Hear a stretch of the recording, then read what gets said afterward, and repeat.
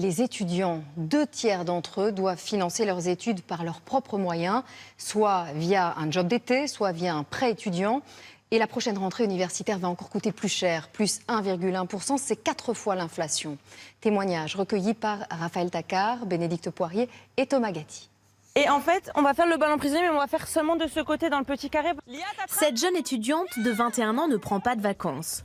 Chaque été, depuis 3 ans, elle travaille en tant qu'animatrice dans ce centre aéré. J'ai un job à côté de mes études pour faire un complément de revenus en fait au final chaque mois. J'ai réussi l'année dernière à tenir jusqu'à peu près en février-mars avec le salaire que j'avais gagné durant l'été.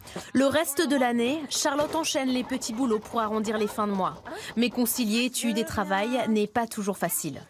Et c'est vrai que quand j'ai repris en septembre, j'avais quand même une certaine fatigue physique et puis surtout que la deuxième année de mes études, ça a été bien compliqué. Comme elle, près d'un étudiant sur 2 travaille tout au long de l'année. Logement, transport, frais d'inscription, dépenses quotidiennes, la vie étudiante coûte cher. Confrontée à cette situation, Sarah, jeune bachelière à Strasbourg, s'est tournée vers les banques. Bonjour. À la rentrée, elle commencera un double diplôme en sciences politiques entre Bordeaux et Cardiff en Angleterre. Elle signe aujourd'hui un prêt de 45 000 € pour financer ses 5 ans d'études. On va commencer à rembourser seulement dans 5 ans, donc quand moi je serai normalement entrée dans la vie active et quand mes parents auront aussi plus la possibilité de m'aider à le rembourser. Taux d'intérêt promotionnel, frais de dossier gratuits, accord avec les facultés.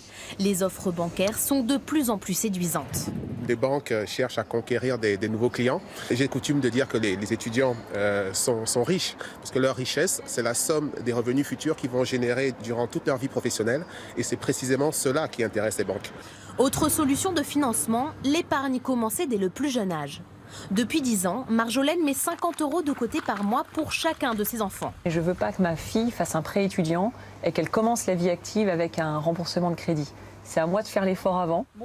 Un choix qui n'est pas donné à toutes les familles. Sa belle-fille a pu mener de grandes études grâce à une épargne anticipée et elle se dit privilégiée. C'est sûr que j'ai eu une aide que tout le monde n'a pas. La France compte 2,5 millions d'étudiants.